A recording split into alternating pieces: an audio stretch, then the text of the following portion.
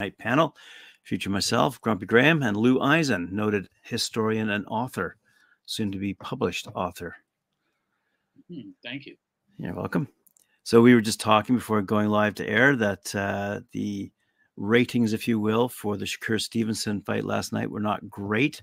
And the Navarrete fight before him ended in a draw. So boxing fans out in Las Vegas were not very happy with that outcome at all.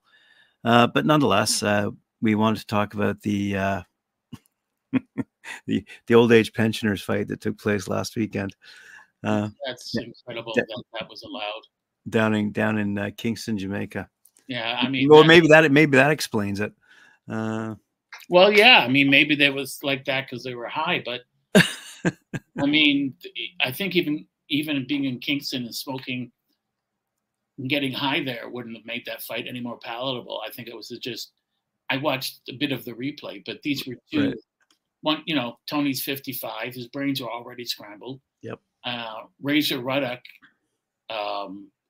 is 60, and this is going to keep happening until someone dies, until someone has a heart attack or someone gets punched hard enough to be killed. But in this fight, there were a couple of good punches, but it shouldn't have happened. And to license it, it can't be licensed in the States, but it just shows you the criminality inherent in boxing, that they'll license anyone. And the fact is, I mean, if they had to pass a physical, they probably couldn't.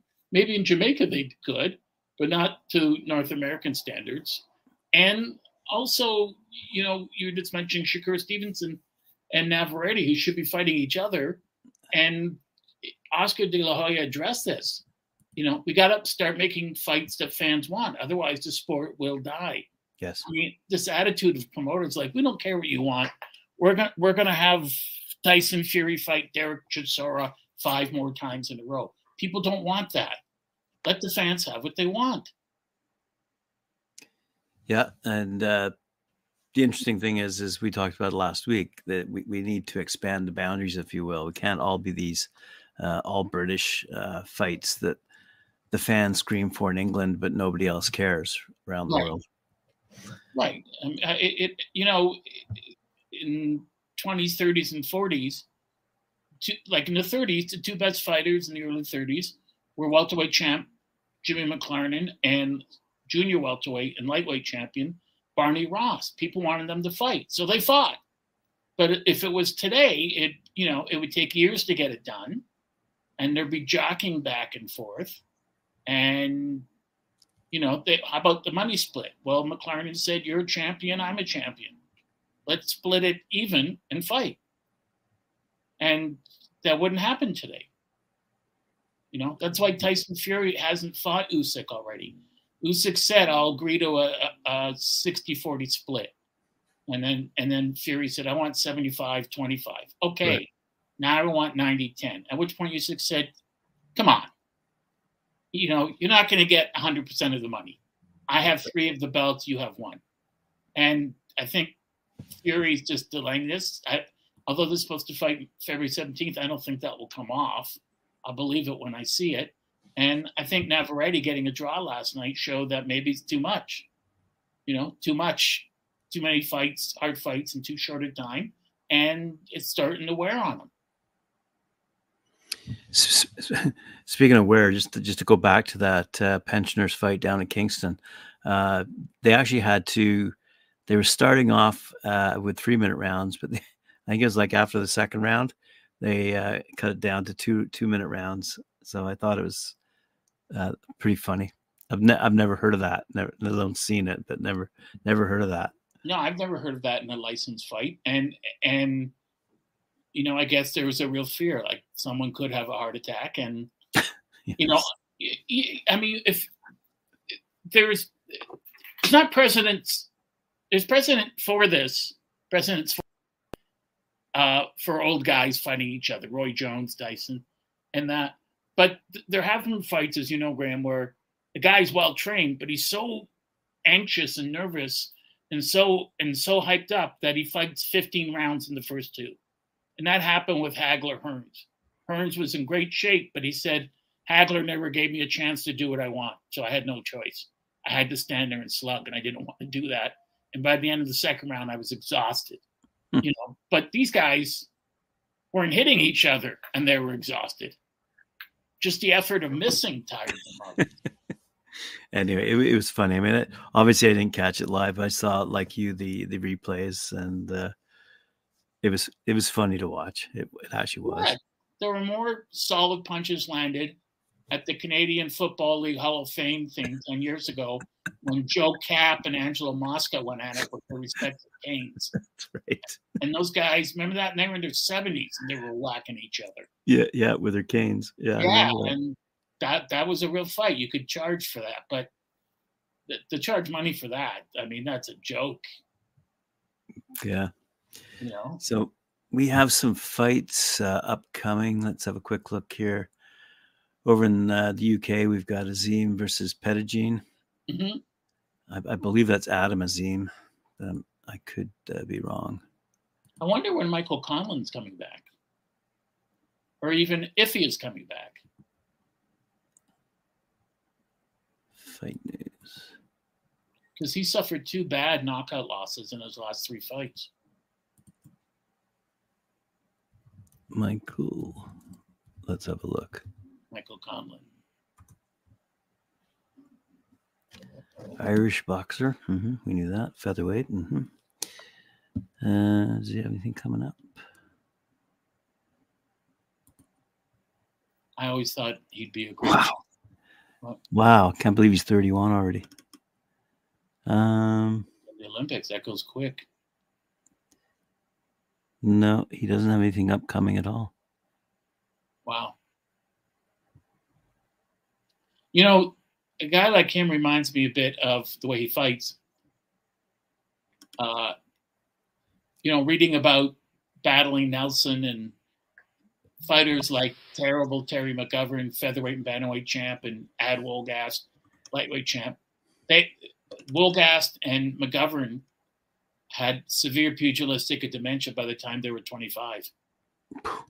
So many fights in such a short period of time. Face first, walk-in sluggers, take 5, 6, 7 shots to land one, and then didn't know who they were, where they were, and it was sad. Just had their brains bashed in that weren't taught any better, and also didn't have an amateur pedigree because people were starving back then, so they had to support their family. They had to fight. It was the one thing they could do well.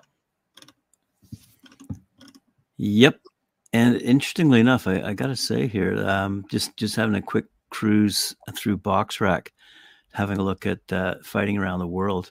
Just there are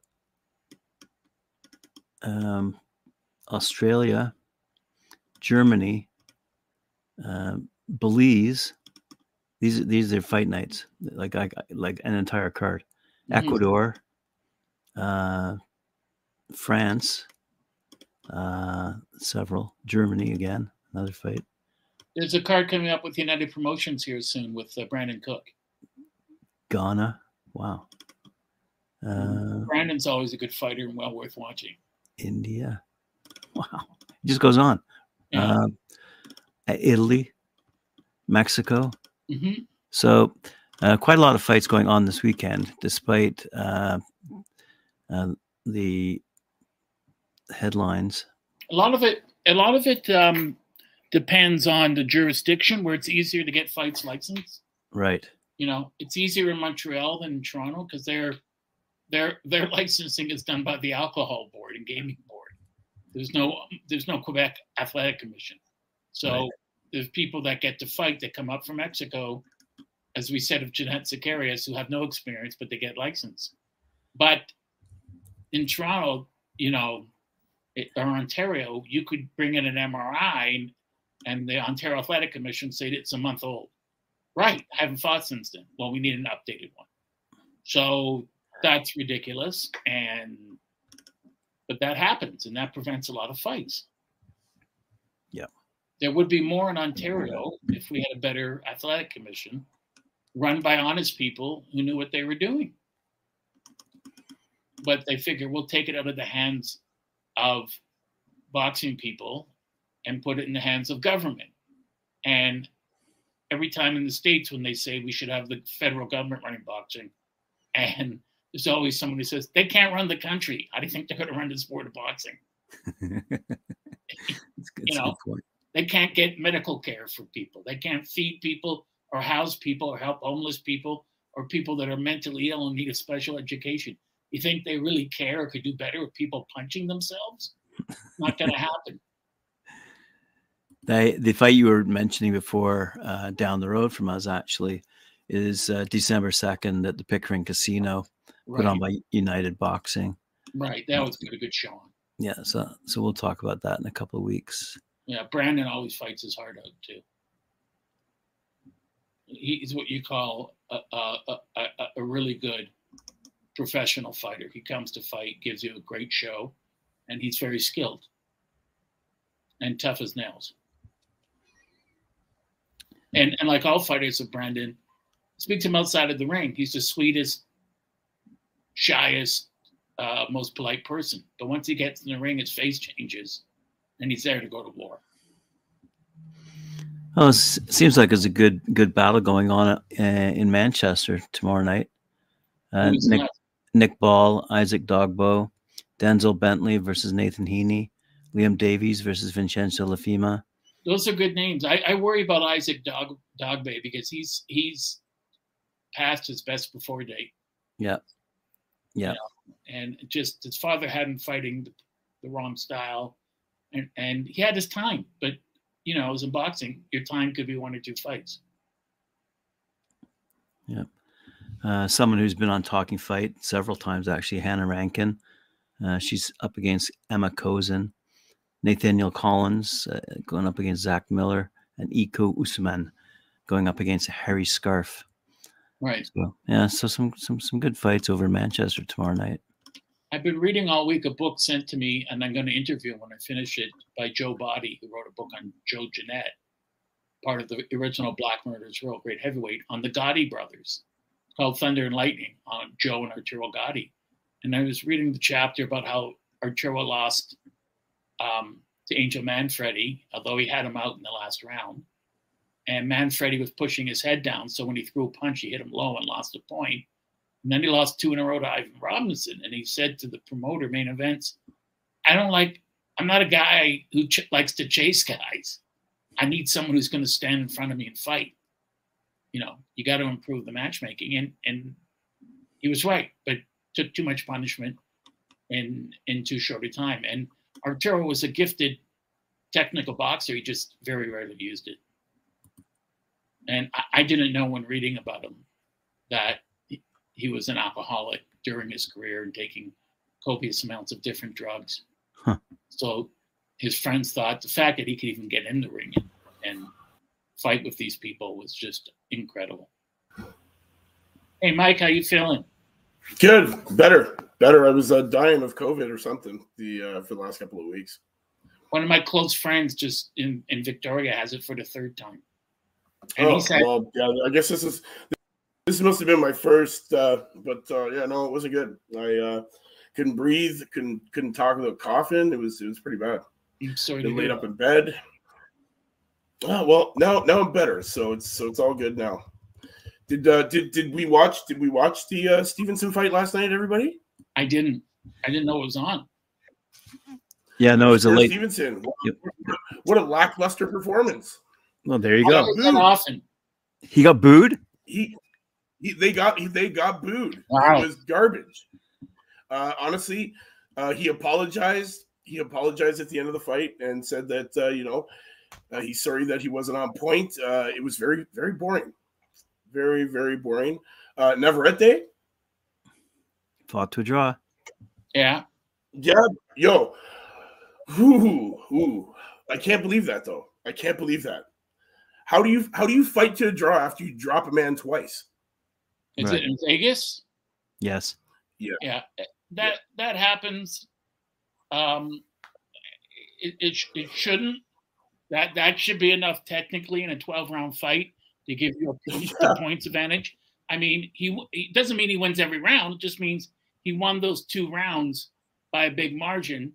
So now it's a 10-round fight, and out of all he's got to do now is win 5 rounds out of the next 10, and he wins. And surely he did that, but this is the kind of thing where people watch the fight and they go, forget it, not worth it, not coming back. They got to stop doing that to people. Yeah. Now already he's good for boxing. I just never understood. Great. He's great. And like when they screwed recently, and I thought, why are you doing? Well, you know what? I can't believe Max DeLuca and Chris Flores both scored this thing even. So I don't know what fight these guys were watching. I didn't believe it. But you know what? Let's see a rematch. That's what I'm saying. Max DeLuca, as I said before to you, couldn't score or fired at a beat eating contest.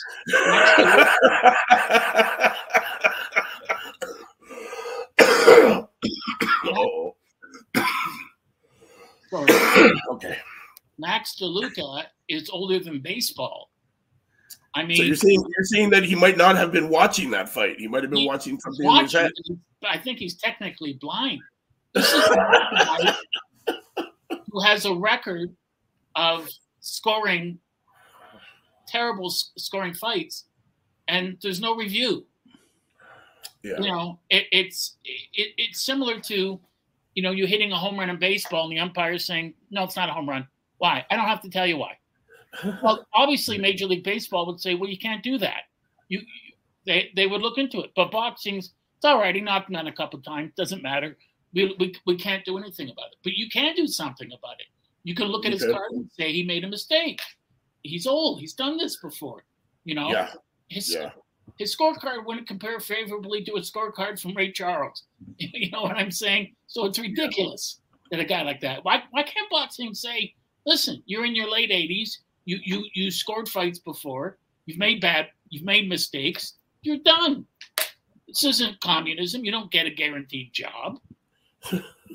Bring in somebody younger who knows what they're doing, or have a panel. I think every fight, especially every major title fight, needs to be reviewed.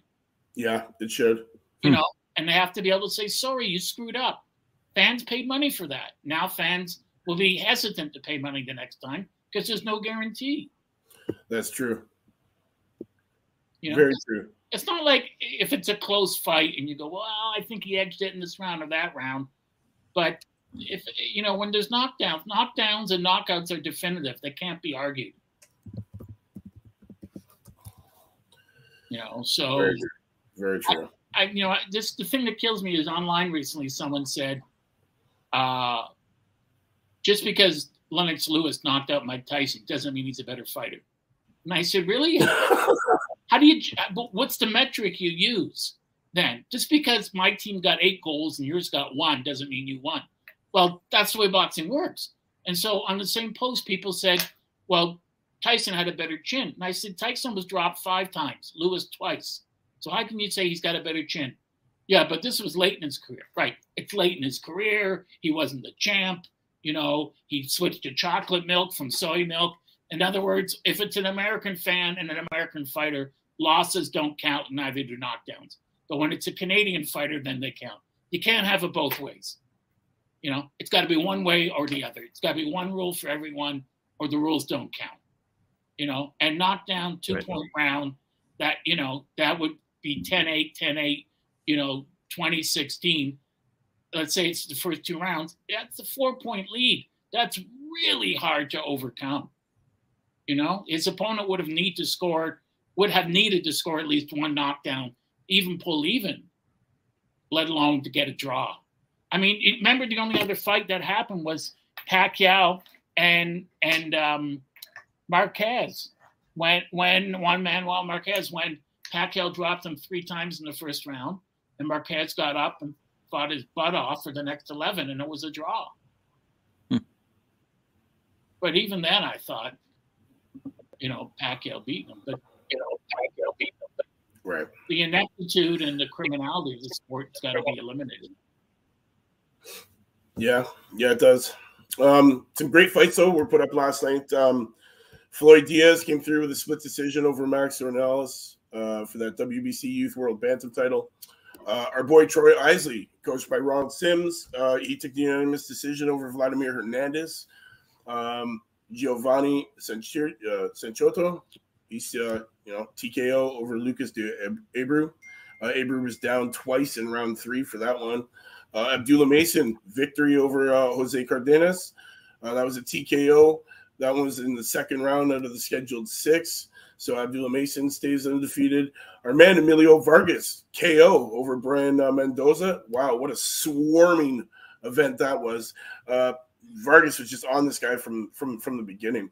Was that Fernando Vargas' son? Yes. They have that dynasty. They have the dynasty team over there now with all these kids, right? Yeah. Emiliano is looking really, really good. He's really coming into his own. He's really swarming the crap out of these kids, man. That they keep putting him in the ring against. And last night was no joke. He showed why he's got that name, man. That Vargas name. He really showed true to it. He came through. He swarmed them and just destroyed this kid, man. Following him all over the ring. The ref had to step in and call that one off. He just wasn't able to defend. But big fights last night. It was excellent. Brian Norman Jr., our friend, came through with a unanimous decision victory last night as well. He's looking really good. He moves to 24-0, 21 knockouts. Wow. Yeah. Some serious stuff going on in the boxing world with these young guys. Yeah. You know what? It's interesting, Mike, is I was just telling Graeme before you came on that I'm reading a book a friend wrote on the Gotti brothers, Joe and Arturo. It's called Thunder and Lightning. And the interesting thing about Arturo, when they asked him about his brawling style, he said, it's called a fight for a reason. Right? He said, people pay money. They appreciate a good technical boxer, someone who has skills. But, to tap me on the face and then run, that's not really a fight. That's like playing Red Rover or tag. Yeah.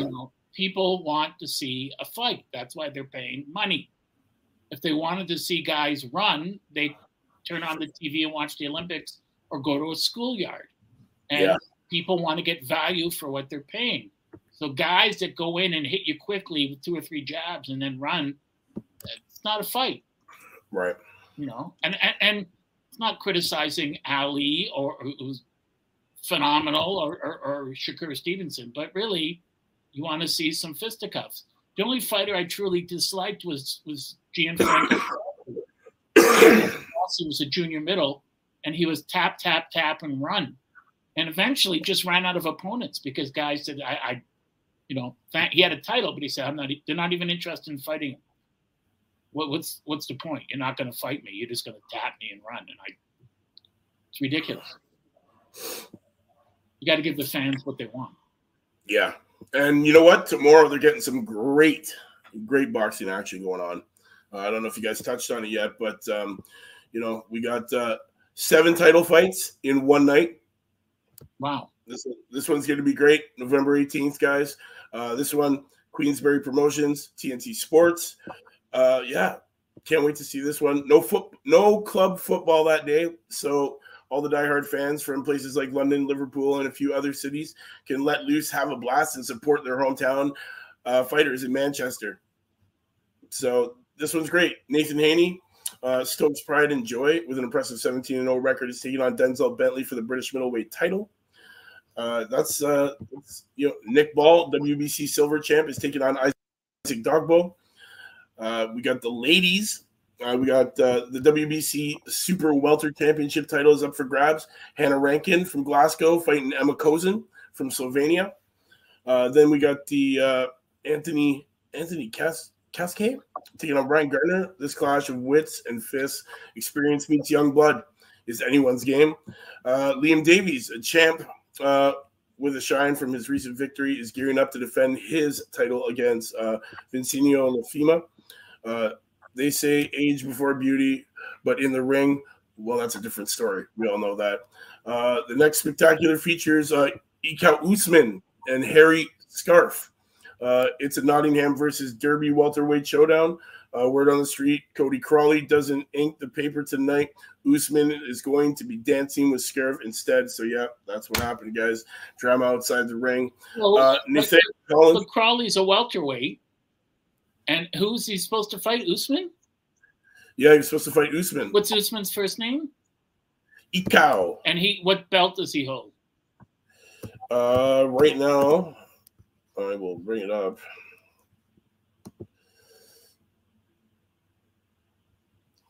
He's held the British and Commonwealth welterweight title since 2021, and he's the former English welterweight champion.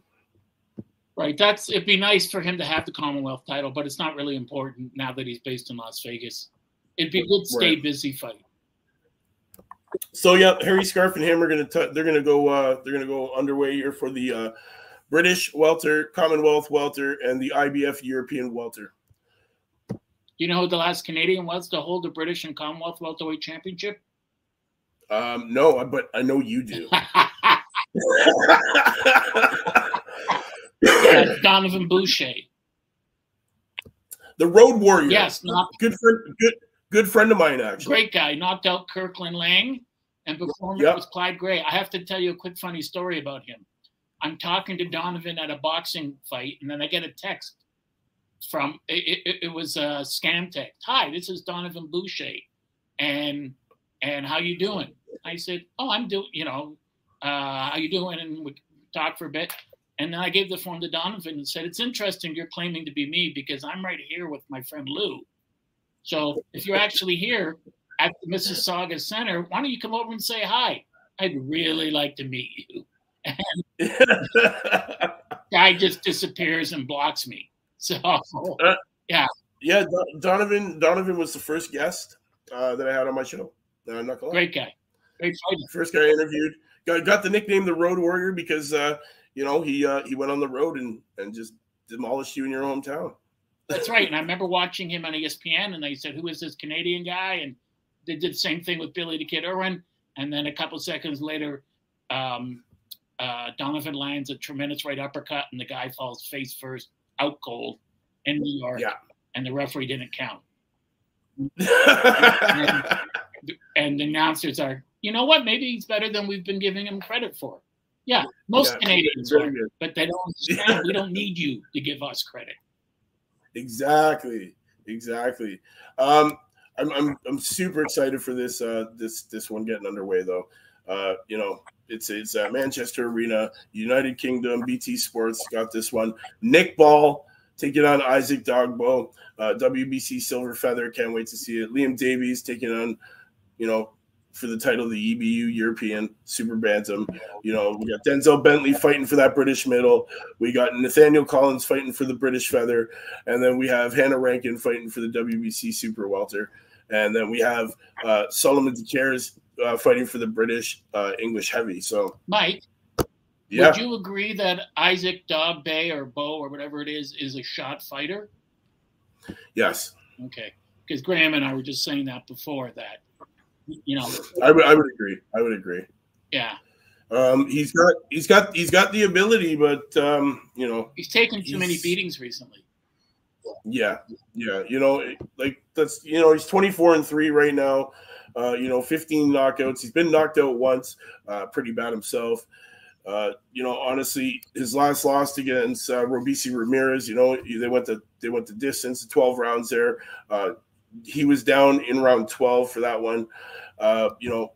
Before that, Emmanuel Navarrete. Yeah. He lost to him back to back. The first time he lost was 2018 in December the 8th.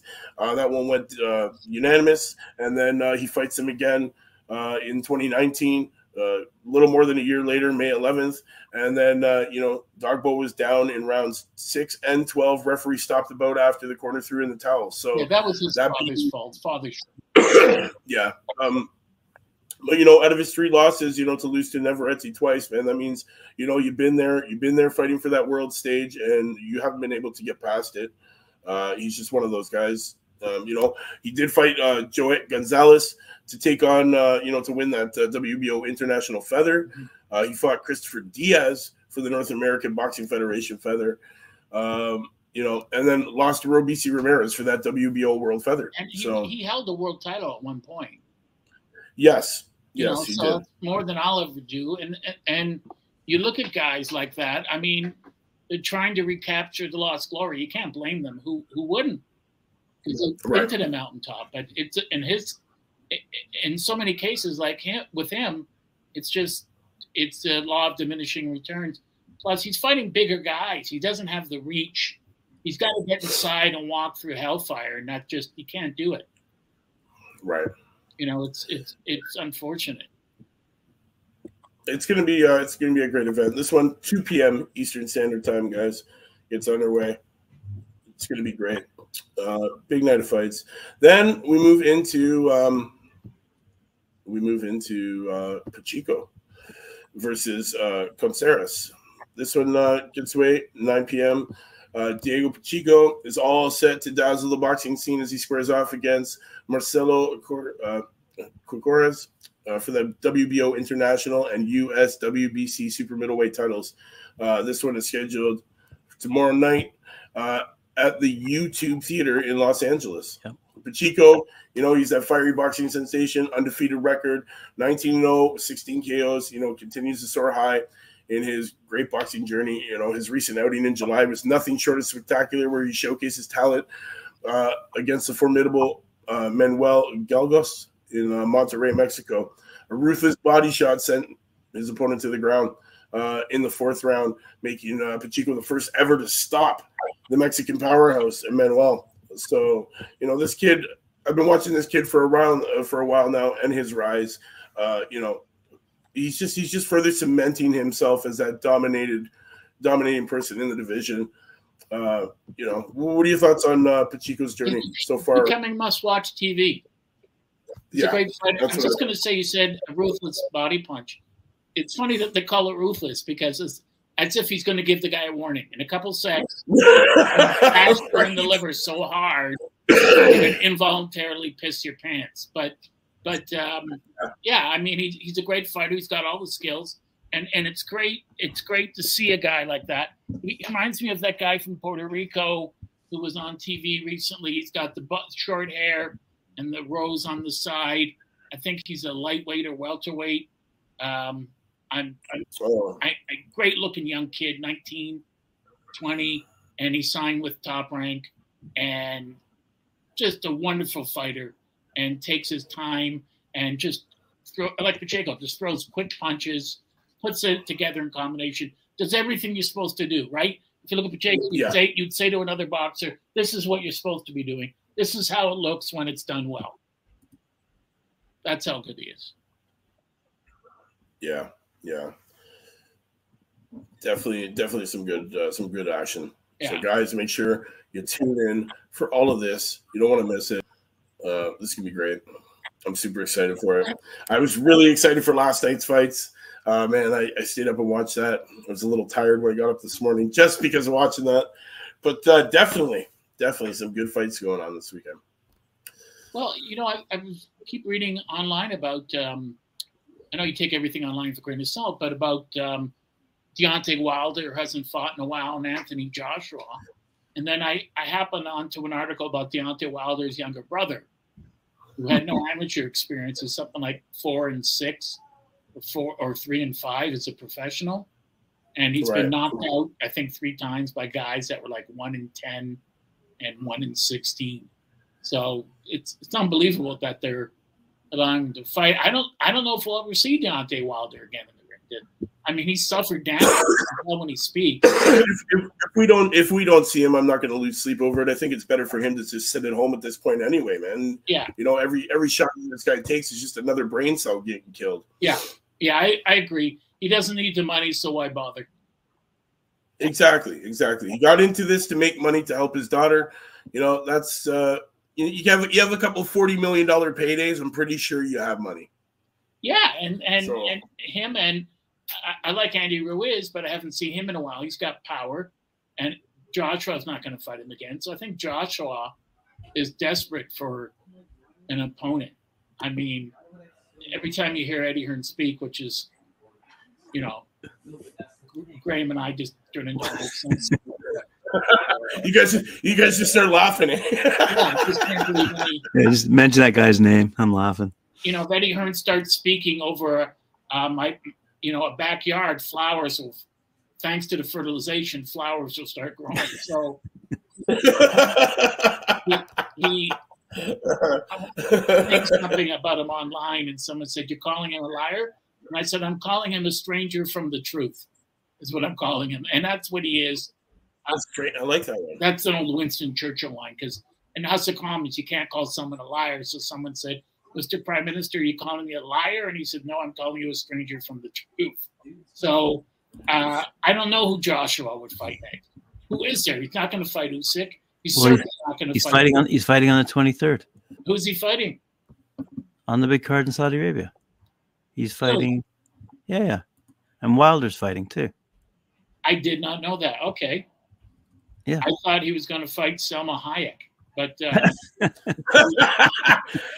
I thought he was going to fight his way out of a paper bag. Yes, and I heard that Wilder was fighting Selena Gomez, but I didn't know if that was actually true or not. The Hayek, I should have quit at the Hayek joke, but yes. Joshua's fighting Wallen. Otto Wallen, yes, I saw that on television. Yeah. And Wilder's facing Joseph Parker, who just knocked out the Canadian. Okay. Yeah, that's right. Simon Keane. Simon Keane. Yeah. Well, Simon wasn't too keen that night. No. No. Honestly, the Zone tomorrow night, 9 p.m. Erica Cruz Hernandez, Marilyn Rivas fighting for that WBA World Super Bantam title up for grabs. That's also on the same docket here as Pacheco and Kokoris. Khaled Yafi is on this one, taking on Jonathan Rodriguez for the WBA Intercontinental Bantam title. And another kid that I like to see always staying busy, Mark Castro, is taking on Gonzalo Fuzendilla. and we got Jalen Walker. Love this kid, man. 11-0, taking on Jorge Villegas. So this is a pretty good card. Guys, make sure you watch these two kids, man, Castro and Walker. Definitely some up-and-comers that I've been watching for a long time. Definitely, they shine every time they're in the ring. And, I don't see them losing here. Castro, big puncher. Walker, lots of speed. We've talked about these kids many times. Mike, speaking of Rivas, is there anything coming up for Oscar Rivas out of Montreal? Or is he permanently on hiatus? I think he's permanently on hiatus. I haven't really heard too much about him lately. Yeah. There's nothing really scheduled at the moment. His last fight was against Rozicki there back, was it last month on the 22nd? But other than that, I don't. Didn't he fight Rozicki before that? Last month, he fought him a while ago. I believe he fought him before. That must have been a long time ago. Okay. Yeah, but he took on Rozicki last month, beat him by unanimous decision. Okay. Rivas was deducted a point in round 12 for a low blow during that one. But that was the last fight. I don't know where we're going to see him next, but definitely I'd like to see him back in the ring soon. Yeah, I agree. Let me ask you, that gigantic guy from Montreal, Mahmoud. Oh, he's on December 23rd fight as well. Okay. Yeah, he's Arslan Beck. And let me ask you about Mahmoud from Montreal. Do you think a fight with Jared Anderson now is too soon for him? Or for a guy like Daniel Dubois, or does he need more seasoning? You know what? I'd like to see who? Okay. Anderson we don't want to see Makhmudov. The guy from Montreal, the heavyweight, the giant heavyweight. Yeah. They could put him in with somebody like Jared Anderson now, or they could put somebody, he's got the ability. He's one of these fast heavyweight guys. Like, where it takes some of these guys a few strides to get across the ring. This guy can make it across the ring like he's, a middleweight, and he's got the movement. And I don't see too many people that'll be able to take this guy on later on in the career, man. So it's better to get it out of the way now. He's already pretty feared. He's definitely one of these guys that's got some heavy hands. And, every time I see this guy, he's just dinging people out. They call him the Lion for a reason. Right. People have to understand the term heavy hands. And by that, we mean you don't have to hit a guy flush to hurt him. The guy's so strong, his hands are so powerful, he can hit you a glancing blow and not break your jaw and knock you out. Yeah. And that's Yeah, definitely. You gotta be scared of this guy. He's taking on Ajit Kabal. So right. This should be a good one. I think Cabell is going to be in for a rude awakening. I know he's 23-0 right now, but definitely I think our man Magomedov is going to come through and just eat this guy for dinner. Sure, he's 6'3", this German, 31 years old, coming off his last fight, really is all German, right? Like he's really hasn't fought too many people. But on that fight, nice to see him on that fight, and someone who we just mentioned, Daniel Dubois, he's fighting Jarrell Miller, the American. Oh, okay. How old is Miller now? Yeah, I don't know. But last time he was supposed to fight was he was supposed to fight Joshua, and he got stopped because he had more drugs than whatever. Like, so he's now. But anyway, he was making a hell of a fuss at the press conference. I don't know if you guys read the press conference or saw it. It was really quite funny. I mean, the guy's got a motor mouth, and he was really going off on Daniel Dubois. No, I'm talking about Jarrell Miller. Oh, okay. No, he didn't. Yeah, he was going off on Joshua. He was going off on Hearn. That's what reminded me. If he's 35, it sounds like a setup. I'm 35. He's also the other big. He's the other big baby. We got Big Baby Anderson. Oh, right, yeah, Big Baby. Right. He is a big baby. He was the guy that was caught 3 or 4 times on drugs, and then complained that he said it was someone else. And one of the writers said, in addition to being a liar, now you have multiple personality disorder. So why should they give you a license? I mean, this guy is. Look how heavy this guy is. At that point, you don't even know who's showing up. But yeah, no, he. That's very funny. It wasn't me. It was the other me. Him. I'm not me. It's the other me. Hold on. Let me get him. Hey. This guy's a monster. Like he weighs in. He fought Lucas Brown back in March. And he weighed in at 333 pounds. Yeah, their combined weight was more than my apartment building. So, yeah, it's incredible. Yeah, my weight was 600 pounds, man, between the two guys in the ring. That sounds like my old grandmother. I mean, that's incredible. How can you allow that in boxing? Yeah, how so can you know what? I don't even know. Well, I was just going to say. How can that be good for your heart?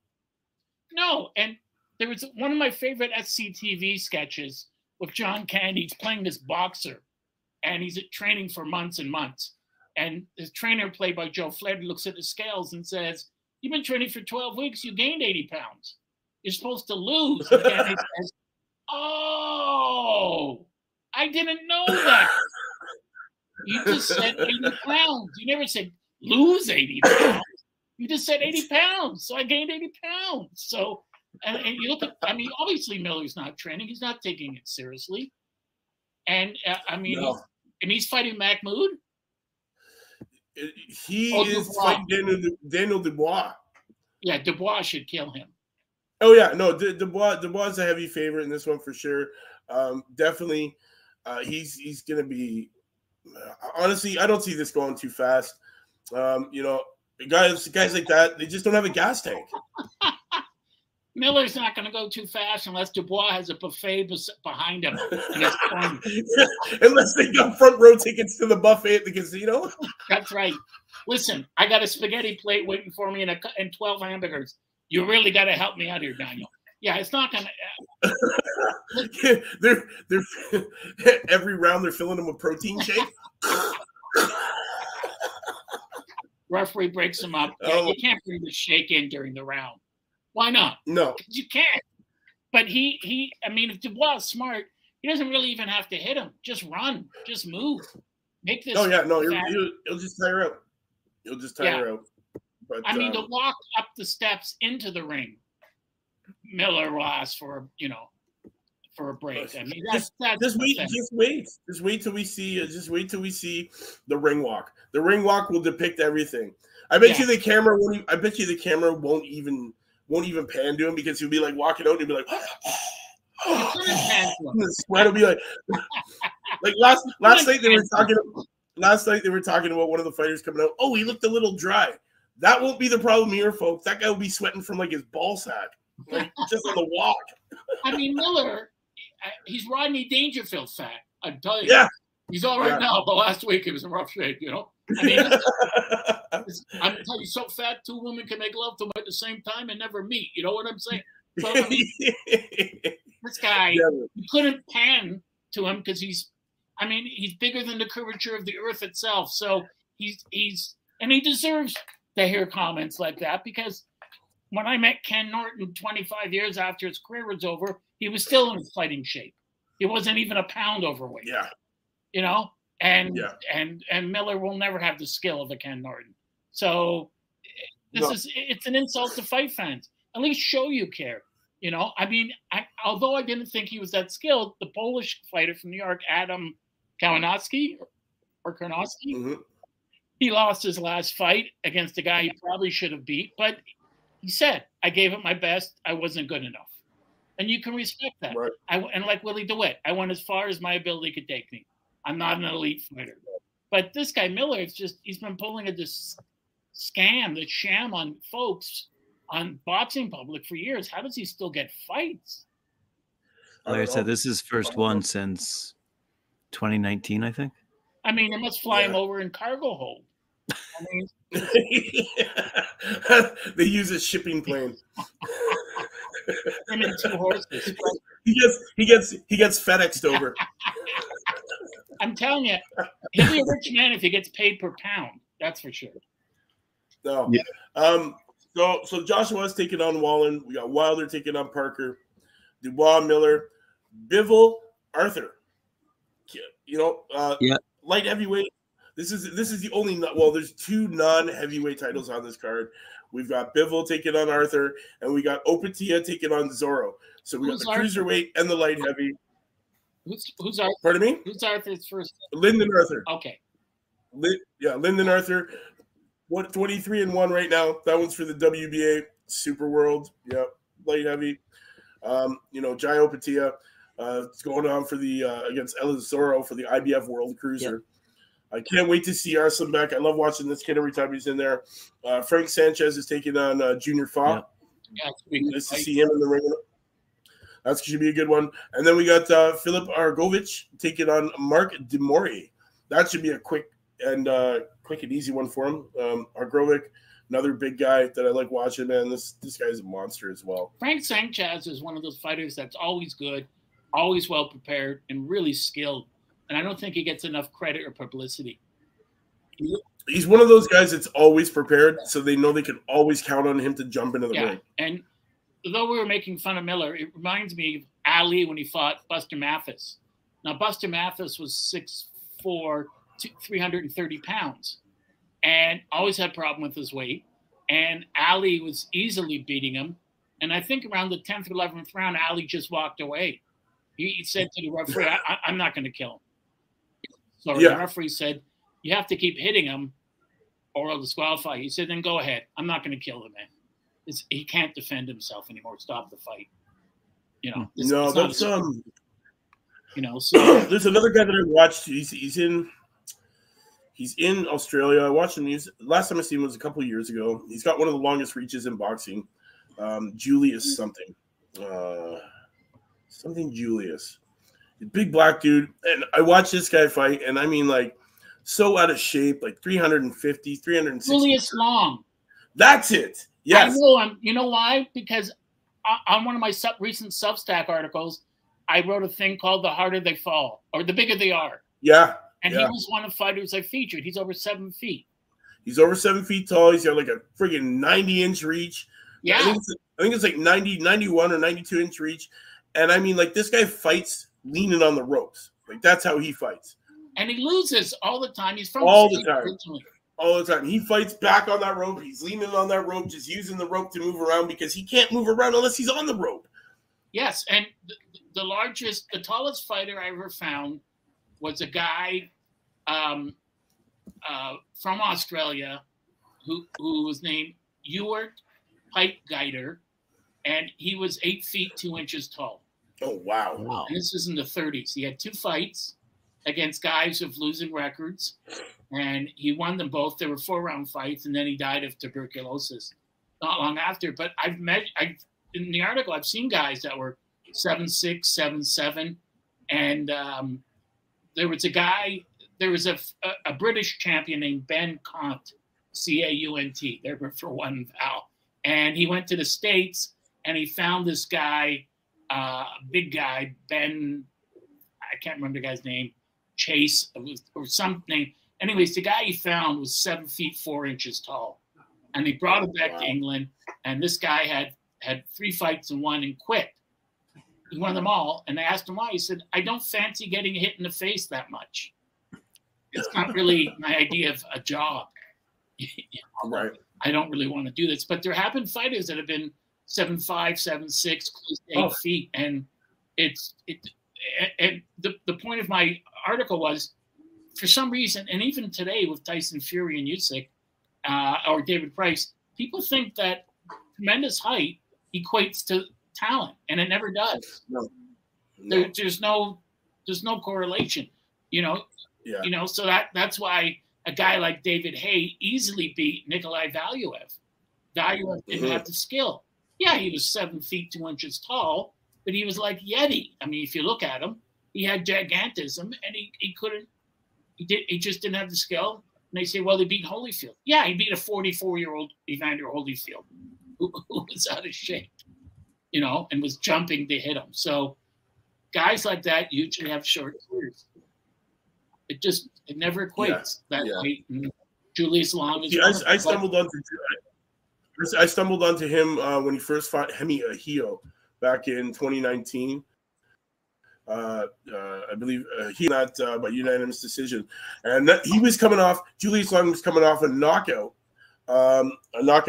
loss against Lucas Brown, and then he went on and he honestly, Julius Long is still fighting now. Like he fought last month against he fought last month on in the hometown there, Gold Coast Convention Center, and he took on Tosi Vuisitu, and he lost TKO in that one. But now, if you notice, his fights are only be scheduled for in the last few, he's only been scheduled for 6 rounds, 5-round fights, 3-round fights, because he can't last.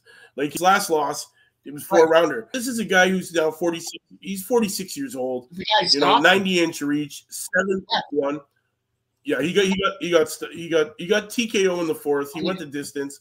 His last fight that he got knocked out in was when he took on Hemi Ahio in a rematch. This was back in February 27, 2021, and Ahio was down around 4, but came back and KO'd him in the friggin' 7th round. Yeah, I know that Long, the guy he lost to recently, was actually had a winning record. Was a good fighter, so give him kudos for taking him on. But these guys just usually Ed Tutel Jones, and these guys are just so devoid of talent. It's amazing they even get a license to box. Right. And honestly, I think because like Julius Long, ever since 2013, has relocated to Australia, and I really believe that's just because of his career. Like his career was going south then, right? Like up until then he was kind of like a 50-50 fighter.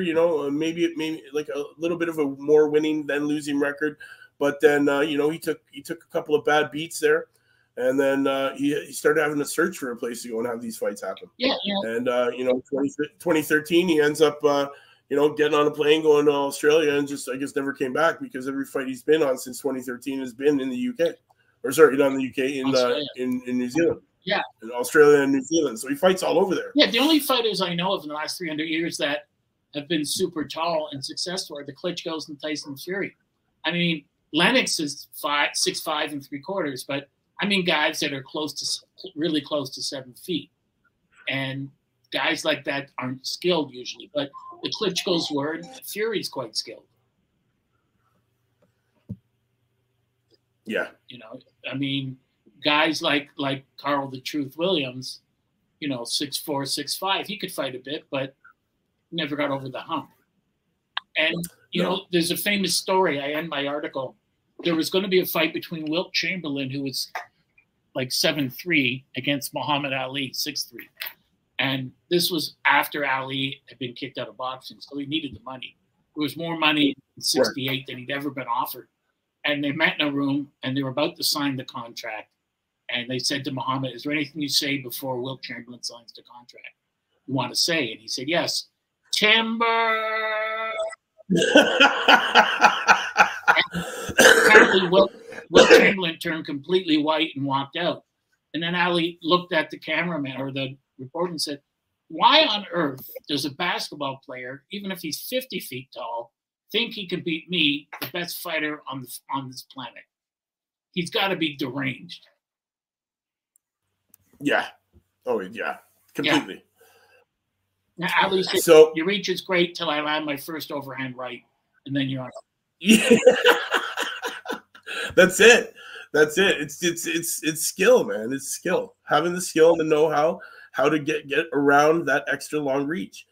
You know, when a guy really knows how to use that reach, like for instance, last night, here's a guy that knew how to fight against that. The guy who fought Brian Norman Jr., right? Junior's one of these guys who likes to swarm, likes to get in on that inside and then overwhelm you with the volume of punching and the speed and ferociousness, right? He's one of those exciting fighters. Last night, the guy that he was fighting, he couldn't keep him off. You know, he kept guys who have a long reach can't do anything on the inside because they just don't have that ability because they fight from the outside. So if you can capitalize on that, follow that shot in, come in underneath it, and stay on that body on the inside, then, you know, it's easy to take these big guys out. Yeah, and all the great old-time trainers used to say, you know, height and reach advantages are meaningless unless you know how to use them properly. Exactly.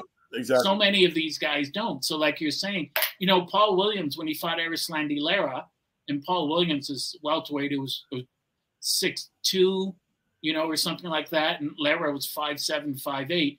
But Lara almost killed him. And, of course, Williams got a gift decision in that. But it was a joke because Lara just stayed on the inside and Williams couldn't hit him. And he just destroyed Williams. It was never the same after. And after the fight, Lara said, yeah, I won and they robbed me. But physically, who's the better man now? And it was Lara. You know, there's another guy that I don't know what we're going to see from this kid, Sebastian Fundora. We all know this kid, towering. You know, he's a super welter, southpaw, 6'5.5" with an 80-inch reach, but fights on the inside. Yeah. And I never thought that was smart because he's making himself a target. You know, And in his last fight, he became that target, and Brian Mendoza took him out. That's right. Took him out, KO'd him in the 7th round. You know, Mendoza came from behind to win that one. You know, he was losing on the cards, and all of a sudden, he just capitalized on the fact that this kid did not use his reach. That's why, you know, I praise his sister more than him. You know, his sister knows how to use that reach to her advantage. Yeah. She just won that IBF title. You know, what was it, last month or the month before? You know, it's funny when you see guys like that just he could be so much better. You won't. So his sister was smart because she wore her glasses in the ring too, which because you can't hit her because of that. But I also think with someone like that, I mean, it all comes back to Charlie Goldman, who trained Marciano and other world champions. So Marciano was only 5'10", but Goldman had worked with terrible Terry McGovern in the late 1890s, early 1900s. And it was Goldman who said, you got to turn your disadvantages into strengths. And what you do is, if you're short, you fight from an exaggerated crouch. You make yourself less of a target. And if you're tall and on the perimeter, or like you said, you have to fight from the perimeter and use your reach, force the other guy to lean in, and then you catch him and use his momentum against him. And as Goldman said, this isn't brain surgery, but for some reason, guys just can't grasp this. Right. And so, you know, Fundora could use the jab and walk people into his right hand time and time again, but he wants to get inside, and he'll get knocked out again because the guy, when he's that close to you and his legs are that close together, there's no balance. He gets hit on the chin like Mendoza popped him. He's done. Yeah. Yeah, and you know he couldn't get back up after that one. We all saw that. He's sitting on his ass, and he knew he was done. He didn't even attempt it because there's no way he would have been able to stand up, that tall, lanky guy. I want to touch on what Carl said here for a sec. You know, just like Anderson jumps in with nobodies of note. Yes, it's true. They're just putting opponents for him to demolish in front of him, but people are keeping out of his way. To be honest, they are, because of his ability. You know, he's very fast heavyweight. He learns on the fly. He's very educated right now. He is going to be a force to be reckoned with in that heavyweight division in the future. Yes, he's not there yet, but he will be there soon. Yes. So, yeah. But that's the exciting part. That's the exciting part of the sport, Mike, as we all know. Right? Yeah. To watch him not when he wins the title, but now on the way up when he's developing into which is what I love. Like I've watched this kid ever since he turned pro. I watch his amateurs. I watch his kid turn pro, and now I'm very, very impressed with what I see. You know, they're teaching him on the fly. They're teaching him how to, you know, not knock everybody out. That's the thing, right? Like you're not going to knock every opponent out every time, you know. And he's learning how to use the other parts of his game, everything else that's in his arsenal that he has, which he's learning, which is great. And it's good to see him growing as a fighter. To see what he once was, which was an explosive, fast, small heavyweight that can just knock people out, to actually watching him get in there and be technical about it and starting to use the techniques that he's picking up. And as he's growing as a fighter, it's great to watch. And it is great to watch. And the great Harry Wiley, too bad Tim wasn't on so we could argue about this. Because Harry Wiley never fought, but he trained Sugar Ray Leonard.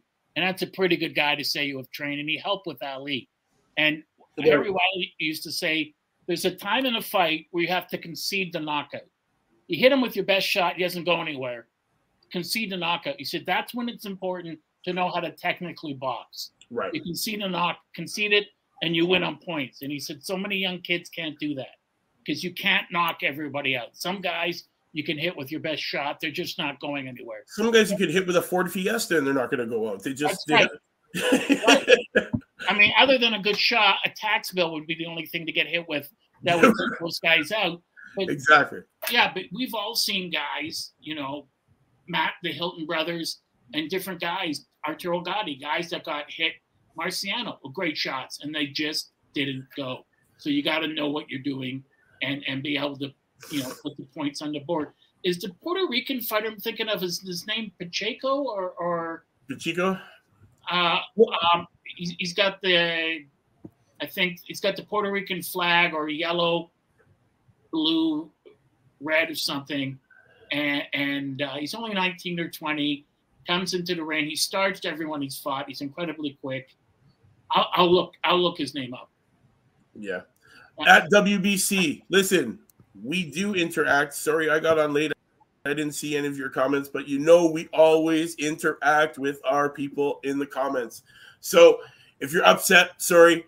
If you're not and still here, why don't you drop some stuff so that we could talk about it instead of just complaining about it? Come on, you know the way Sugar works. You're on her show every weekend. Every week, actually. Not even weekend, every week. But yes, at WBC, you know what? Yes, we do love the support and the comments that you do break down for us on all our shows across the channel. Much respect. Yeah, all these comments are valid. And these people, by commenting, you're helping the sport survive. The comments are valid, and we need you. We need you to help us to help boxing. The comment that was made earlier was that Katie Taylor was sparring with Sandy Ryan in preparation for a fight against Chantel Cameron. So, which comment that I liked that he put was Daniel Dubois will take a knee and propose this time. That was pretty funny. I didn't hear that. Daniel Dubois will take a knee and propose this time. Yes. Sorry, WBC. I know you're funny as hell, man. Sorry that we didn't get to you earlier, but we are out of time for the show today, guys. So yeah, we're gonna cut it because we got boxing to watch. You guys don't have to, so you can come back here and watch us tell you all about the wonderful boxing that we watched. But yes, to all the Talkin' Fight fans around the world, thanks for tuning in to this week's episode of the Friday Night Panel. I am back. Thank you. You will be seeing my show next week. Knuckle Up is coming back. I'm now well enough to be able to talk without coughing my head off. I know you guys didn't want to see that because that just would have been a shit show and a half. But yeah, so thanks for tuning in to this week's episode. We'll see you next week. Same time, same channel, new topics. Yes. Right on. Thanks, Be well, guys. my friend. Yeah.